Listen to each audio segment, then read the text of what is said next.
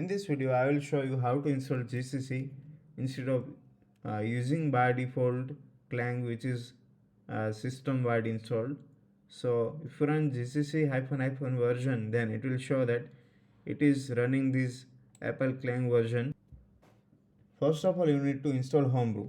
So you can go to this brew.sh site and you can copy this command and paste this command into the terminal. After command is run successfully, you can run this command and you have to add this to your Z profile or ZSHRC file. After running this command, your file will look like this. So it would have this information. Now if you run Homebrew using brew, it is returning this output. That means that Homebrew is installed successfully. Now go to this site brew.sh, type in GCC, copy this command, run this command.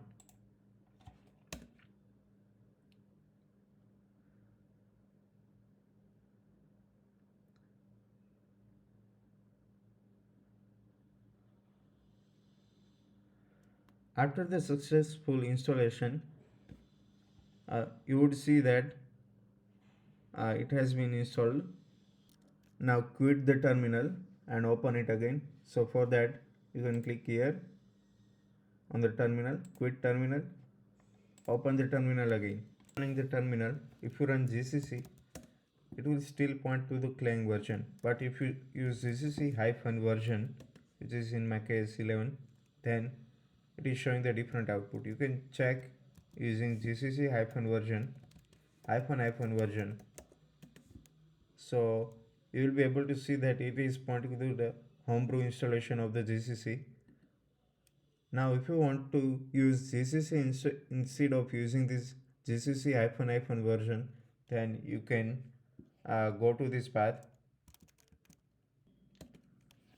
run this command,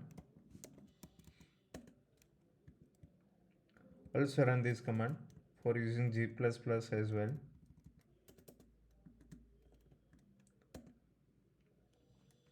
After running these commands, if you run var GCC or var G++, you will be able to see which version it is using.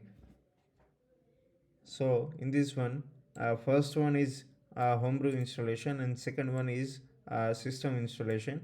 So now if you run GCC, then it will point to this one because it has higher priority. Quit the terminal one more time and open it again. Now if you run GCC -- version, then it will point to the Homebrew installation. Same for G++. If you use G++ -version, then you will be able to see that it is pointing to the Homebrew installation. Thanks for watching the video.